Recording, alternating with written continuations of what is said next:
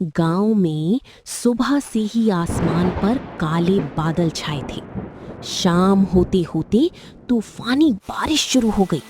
कच्ची गलियों में पानी भर गया और माधव की छोटी सी झोपड़ी की छत जगह जगह से टपकने लगी। माधव बेटा, अनाज का डिब्बा देख लेना।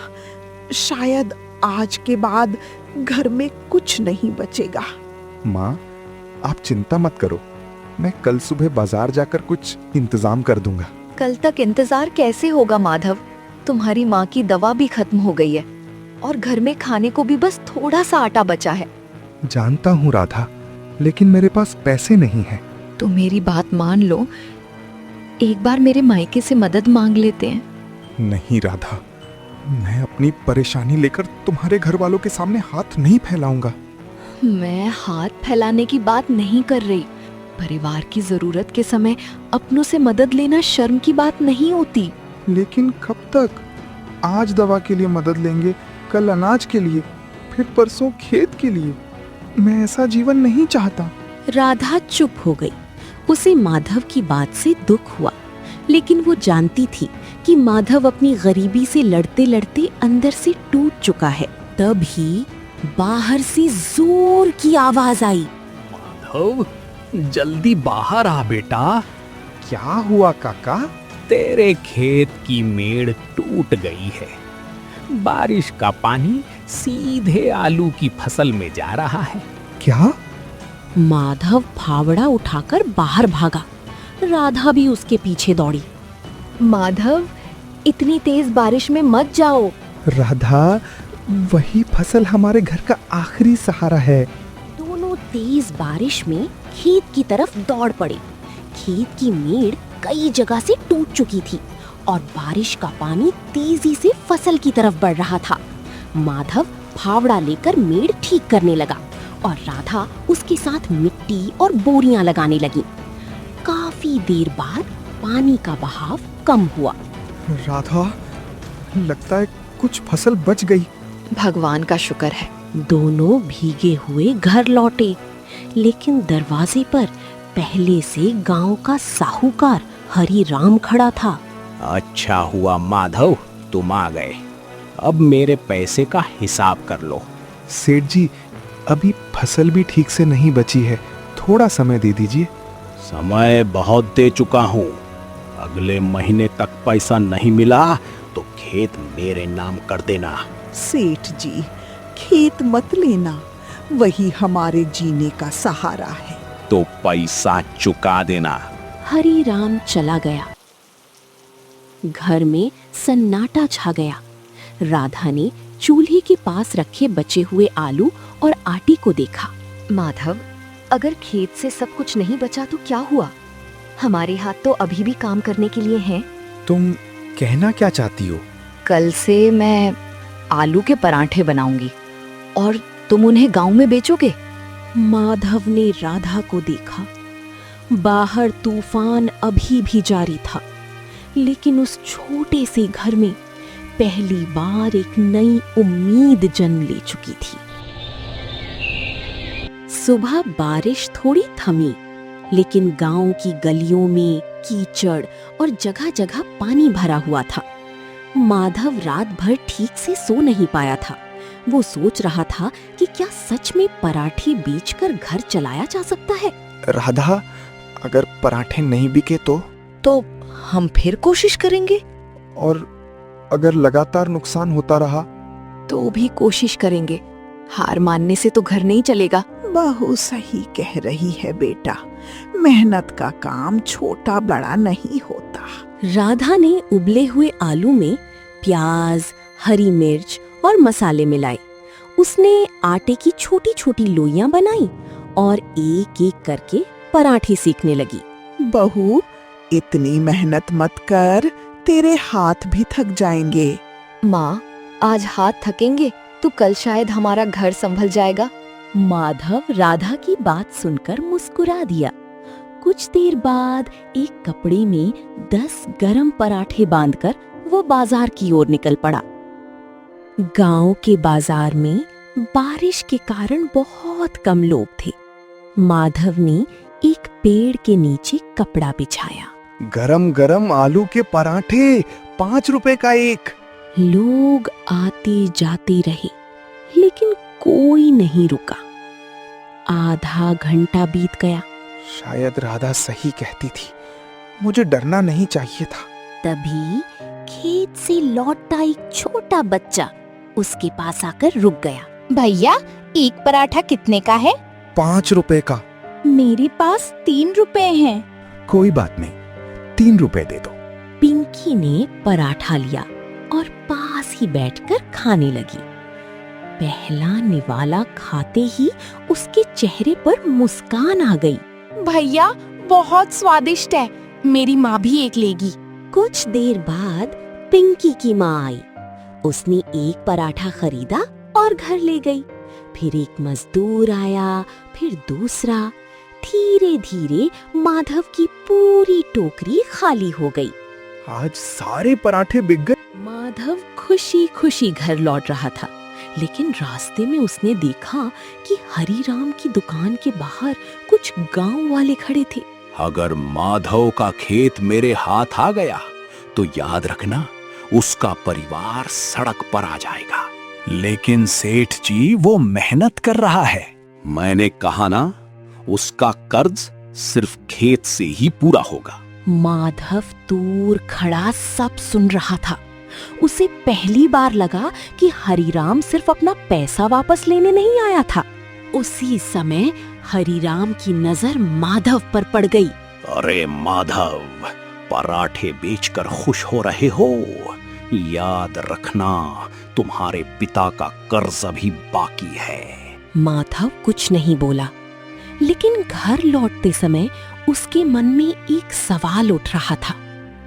आखिर उसके पिता ने हरीराम से इतना बड़ा कर्ज लिया ही क्यों था?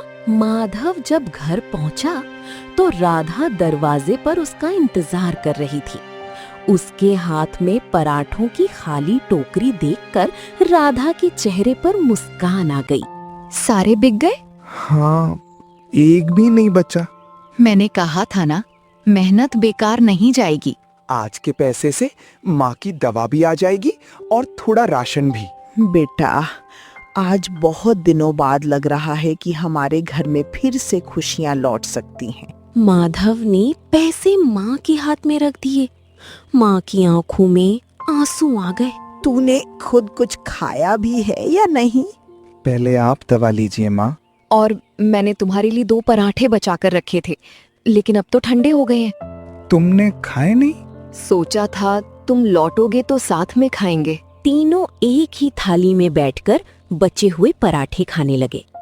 कई दिनों बाद उस गरीब घर में भोजन से ज्यादा सुकून था। लेकिन उसी रात छोटू घर लौट आया। वो माधव का छोटा भाई था और कई दिनों से शहर में मजदूरी कर रहा था। भैया, मुझे आपसे जरूरी बात करनी है। क्या हुआ छोपू? मैंने सुना है कि हरीराम सेठ खेत लेने वाला है। क्या ये सच है? हाँ, लेकिन मैं खेत नहीं जाने दूंगा। भैया, अगर खेत बचाना है तो मेरा हिस्सा बेच दो। बिल्कुल नहीं, परिवार की जमीन बेचकर कर्ज नहीं चुकाऊंगा। तो फिर क्या करेंगे? सिर्फ पराठे बेचकर इतना बड़ा कर्ज उतर जाएगा? छोटू, शुरुआत छोटी है लेकिन मेहनत बड़ी है। भाभी, मैं मेहनत के खिलाफ नहीं हूँ। मुझे डर है कि सेठ हमें कहीं ऐसा ना फंसा दे कि बाद में निकलना मुश्किल हो जाए। छोटू की बात सुनकर माधव चुप हो गया। तभी बाहर किसी ने आवाज लगाई। माधव, जरा बाहर आना बेटा। क्या हुआ काका? तेरे पिता के बारे में आज एक पुरानी बात याद आई है। पिता के बारे में?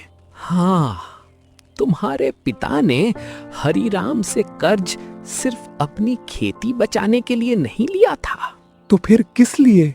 ये बात मैं सबके सामने नहीं कह सकता। कल सुबह पुराने बरगद के पेड़ के नीचे आना। वहां तुम्हें तुम्हारे पिता के बारे में ऐसी बात बताऊंगा जो तुम्हारी पूरी सोच बदल देगी। गंगाराम काका चले गए। माधव की नजर माँ पर पड़ी। माँ का चेहरा अचानक सफेद पड़ चुका था। माँ, आपको इस बात के बारे में पहले से कुछ पता है? माँ ने कोई जवाब नहीं दिया। बस अपनी आंखें झुका ली। माँ की खामोशी ने माधव के मन में और सवाल खड़े कर दिए थे। रात भर वो सो नहीं पाया। बाहर बारिश की बूंदें छप्पर पर गिरती रहीं और अंदर माधव बार बार अपने पिता के बारे में सोचता रहा। सुबह होते ही वो पुराने बरगद की तरफ निकल पड़ा। राधा भी उसके साथ थी। राधा, अगर माँ को सच पता है तो वो हमसे छिपा क्यों रही है? शायद कोई ऐसी वजह होगी जिससे उन्हें डर लगता है। हमें पहले पूरी बात सुननी चाहिए। बरगद के नीचे गंगाराम काका पहले से बैठी थी। आ गए तुम दोनों। काका, अब बताइए, पिताजी ने हरिराम से इतना बड़ा कर्ज क्यों लिया था? तुम्हारे पिता बहुत नेक इंसान थे। कई साल पहले गांव में भयंकर बारिश आई थी। उसी दौरान एक परिवार की हालत बहुत खराब हो गई। किस परिवार की? यही तो बात है। तुम्हारे पिता ने उस परिवार को बचाने के लिए अपनी जमीन गिरवी रख दी थी। लेकिन वो परिवार कौन था? मैं इतना ही जानता हूं कि तुम्हारे पिता ने किसी से वादा किया था कि जब तक वो परिवार सुरक्षित नहीं हो जाता, वो इस बात को किसी के सामने नहीं आने देंगे। तो फिर हरिराम को सब पता था? हरिराम उस समय भी लालची था। उसने तुम्हारे पिता की मजबूरी का फायदा उठाया और कर्ज पर बहुत ज्यादा ब्याज चढ़ा दिया। लेकिन काका, अगर पिता ने किसी की मदद की थी तो वो परिवार आज कहाँ है? यही तो मैं नहीं जानता। माधव कुछ सोच ही रहा था कि अचानक पीछे से किसी के कदमों की आवाज आई। तीनों ने मुड़कर देखा, लेकिन वहाँ कोई नहीं था। कोई हमारी बात सुन रहा था। हमें यहाँ से जाना चाहिए। माधव घर लौटा तो देखा कि छोटू और उसकी पत्नी गौरी आपस में बहस कर रहे थे। तुम हर बार अपने भाई के लिए सब कुछ छोड़ देते हो। हमारी भी जिंदगी है। गौरी, ये सिर्फ मेरे भाई की नहीं, पूरे परिवार की परेशानी है। लेकिन तुम्हारा भाई अपनी जिद में खेत बचाना चाहता है। अगर खेत गया तो हम सब सड़क पर आ जाएंगे। गौरी, अगर तुम्हें लगता है कि मैं परिवार के लिए गलत कर रहा हूँ तो मुझे बताओ। मैं बस डर रही हूँ माधव भैया। गरीबी में डर भी बहुत बड़ा दुश्मन होता है। गौरी गलत नहीं कह रही। हमें कोई ऐसा रास्ता निकालना होगा जिससे खेत भी बचे और कर्ज भी उतरे। उसी शाम राधा ने फिर पराठे बनाए। इस बार उसने मसाले में थोड़ा बदलाव किया और ऊपर से देसी घी लगाया। माधव बाजार पहुंचा तो पहले से ज्यादा लोग उसके पास आने लगे। भैया, आज वाले पराठे तो और भी स्वादिष्ट हैं। तो कल से और ज्यादा बनाकर लाऊंगा। माधव को पहली बार लगा कि शायद यही छोटा सा काम उनके परिवार को कर्ज से बाहर निकाल सकता है। लेकिन रात को घर लौटते ही उसे दरवाजे पर एक चिट्ठी मिली। राधा, इसमें लिखा है, पराठे बेचकर खुश मत होना। अगर तुमने अपने पिता का सच खोजना बंद नहीं किया तो अगली बार नुकसान सिर्फ खेत का नहीं होगा। राधा का चेहरा डर से बदल गया। माधव, अब कोई हमें सिर्फ देख नहीं रहा, कोई हमें डराने की कोशिश कर रहा है। चिट्ठी पढ़ने के बाद घर का माहौल बदल गया। राधा ने दरवाजा बंद कर दिया। माँ चुपचाप चारपाई पर बैठी थी और छोटू बार बार खिड़की से बाहर देख रहा था। भैया, अब ये खेल खतरनाक हो गया है। हमें पुलिस के पास जाना चाहिए। बिना जाने कि सामने वाला कौन है, पुलिस क्या करेगी? तो क्या चुपचाप डरते रहेंगे? आज चिट्ठी आई है, कल कोई घर में घुस आया तो? नहीं, ऐसा नहीं होगा।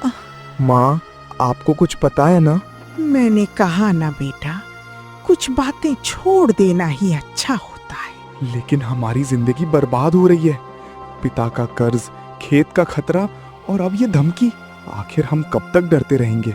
माँ की आंखों में आंसू आ गए। क्योंकि तुम्हारे पिता ने अपनी जान देकर भी तुम्हें बचाया था। पूरा घर अचानक शांत हो गया। क्या मतलब? मैंने बहुत सालों तक ये बात छिपाई, तुम्हारे पिता की मौत सिर्फ बीमारी से नहीं हुई थी। माँ, उस रात वो किसी से मिलने गए थे, लौटकर बहुत परेशान थे। उन्होंने कहा था कि अगर उन्होंने सच बताया तो उनके बच्चों पर मुसीबत आ जाएगी। वो किससे मिलने गए थे? मैं नहीं जानती, लेकिन उनकी मुट्ठी में एक चांदी की अंगूठी थी। उस पर एक खास निशान बना था। माधव ने तुरंत पूछा। वो अंगूठी कहाँ है? तुम्हारे पिता के साथ ही चली गई। तभी राधा की नजर पुरानी संदूक पर पड़ी। माँ, अगर वो अंगूठी यहाँ थी तो शायद संदूक में कुछ और भी हो। नहीं बहू, उसे मत खोलना। अब तो यही संदूक खुलेगा। माधव ने संदूक खोला। अंदर पुराने कपड़े, कुछ तस्वीरें और एक छोटी सी कपड़े की थैली थी। थैली खोलते ही उसमें एक पुरानी रसीद निकली। भैया, ये तो हरीराम की दुकान की रसीद है। तारीख देखो। ये तो पिताजी की मौत से ठीक एक दिन पहले की है। माधव ने रसीद पलटी। पीछे सिर्फ 3 शब्द लिखे थे, कर्ज मेरा नहीं। तो फिर पिताजी ने कर्ज किसके लिए लिया था? तभी बाहर से तेज आवाज आई। कोई दरवाजे पर पत्थर मारकर भागा था। माधव बाहर दौड़ा, लेकिन अंधेरे में कोई दिखाई नहीं दिया। राधा ने जमीन से एक छोटी सी चीज उठाई। माधव, ये देखो। उसके हाथ में चांदी की वही अंगूठी थी जिस पर एक अजीब निशान बना था। राधा के हाथ में चांदी की अंगूठी देखकर माधव कुछ पल के लिए बिल्कुल शांत हो गया। बाहर बारिश फिर तेज हो चुकी थी और बिजली की चमक में उस अंगूठी पर बना अजीब निशान साफ दिखाई दे रहा था। यही अंगूठी थी माँ? हाँ बेटा, यही थी। तुम्हारे पिता इसे हमेशा अपने पास रखते थे। लेकिन ये यहाँ कैसे आई? और अगर ये पिताजी के साथ गई थी तो कोई इसे हमारे दरवाजे पर क्यों छोड़ गया?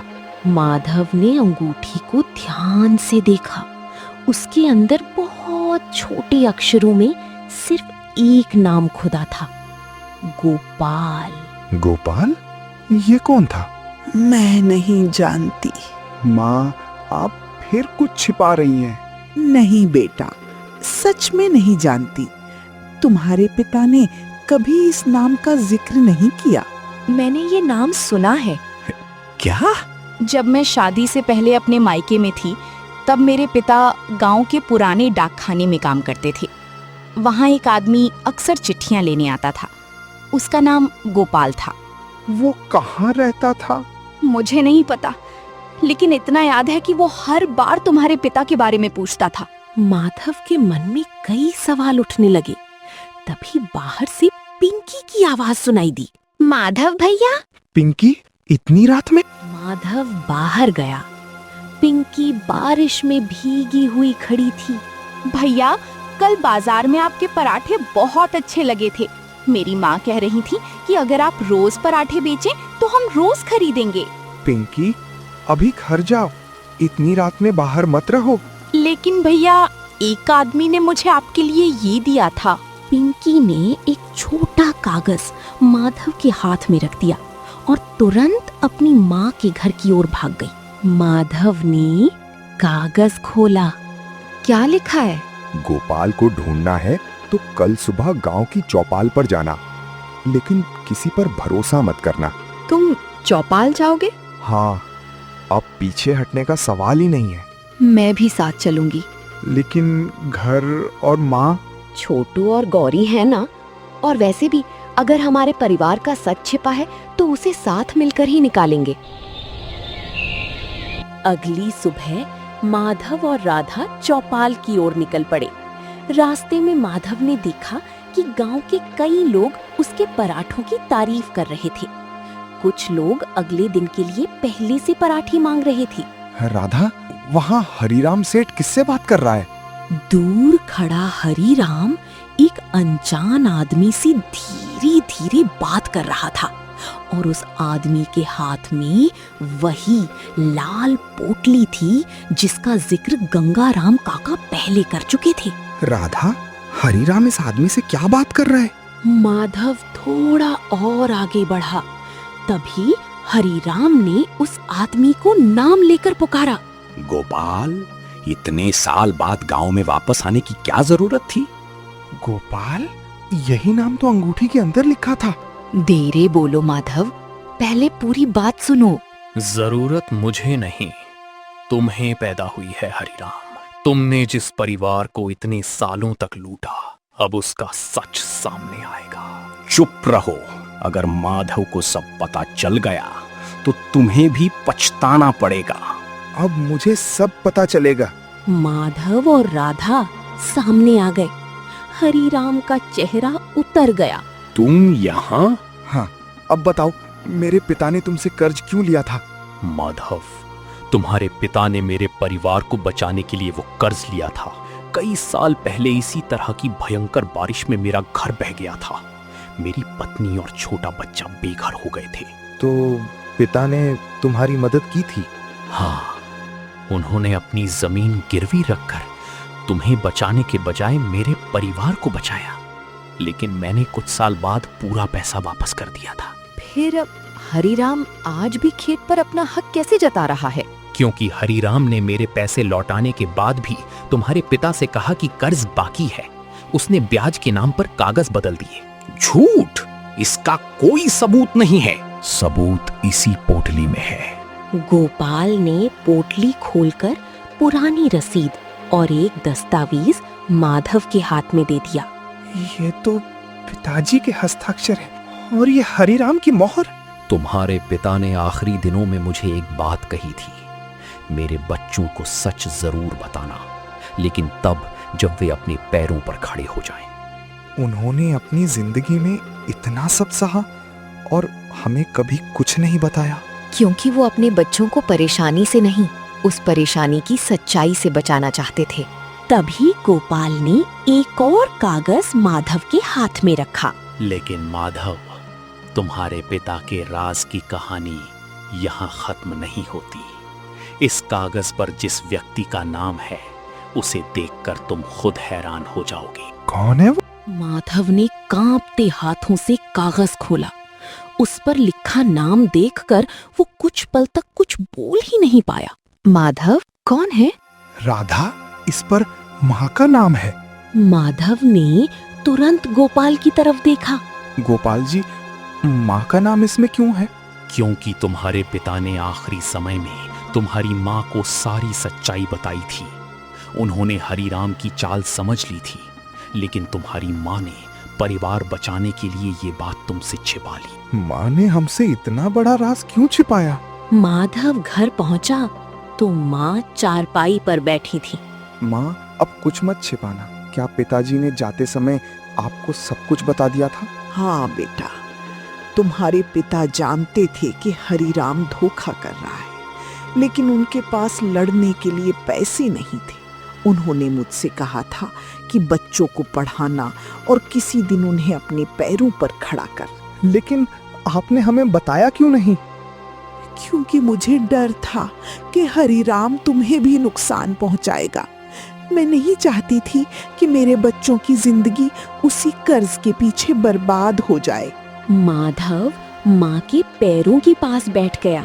माँ, आपने अकेले इतना सब सहा? माँ अपने बच्चों के लिए कितना सहती है, इसका हिसाब कभी नहीं रखती बेटा। राधा की आंखों में भी आंसू आ गए। तभी बाहर गांव वालों की आवाज सुनाई दी। माधव, पंचायत ने फैसला कर दिया है। हरिराम के पास तुम्हारी जमीन लेने का कोई अधिकार नहीं है। हरिराम को गांव के सामने अपने पुराने कागज और हिसाब का जवाब देना पड़ा। आखिर उसे माधव की जमीन का दावा छोड़ना पड़ा। कुछ दिन बाद बारिश थम गई। माधव और राधा ने घर के बाहर एक छोटी सी लकड़ी की दुकान बना ली। माधव भैया, आज कितने पराठे बनाए हैं? आज तो इतने बनाए हैं कि पूरा गांव खाएगा। और आज से हमारे पराठों के साथ अचार भी मिलेगा। देखा, जिस काम को हम छोटा समझ रहे थे वही हमारे परिवार का सहारा बन गया। तुम्हारे पिता आज होते तो बहुत खुश होते। माँ, ये सिर्फ हमारी दुकान नहीं है, ये पिताजी की मेहनत और हमारे परिवार की एकता की निशानी है। कुछ महीने बाद वही छोटी सी दुकान गांव की सबसे मशहूर जगह बन गई। माधव का परिवार धीरे धीरे कर्ज और गरीबी से बाहर निकलने लगा। जिस तूफानी बारिश ने कभी उनका घर और खेत छीनने की कोशिश की थी, उसी बारिश ने उनके जीवन में आलू पराठों के रूप में नई शुरुआत कर दी थी। और माधव ने उस दिन समझा, गरीबी इंसान को छोटा नहीं बनाती। अगर परिवार साथ हो तो छोटी सी मेहनत भी एक दिन बड़ी किस्मत बदल सकती है। कहानी अच्छी लगी हो तो लाइक करें और ऐसी ही नई कहानियों के लिए कृष्णा टून्स को अभी सब्सक्राइब करें।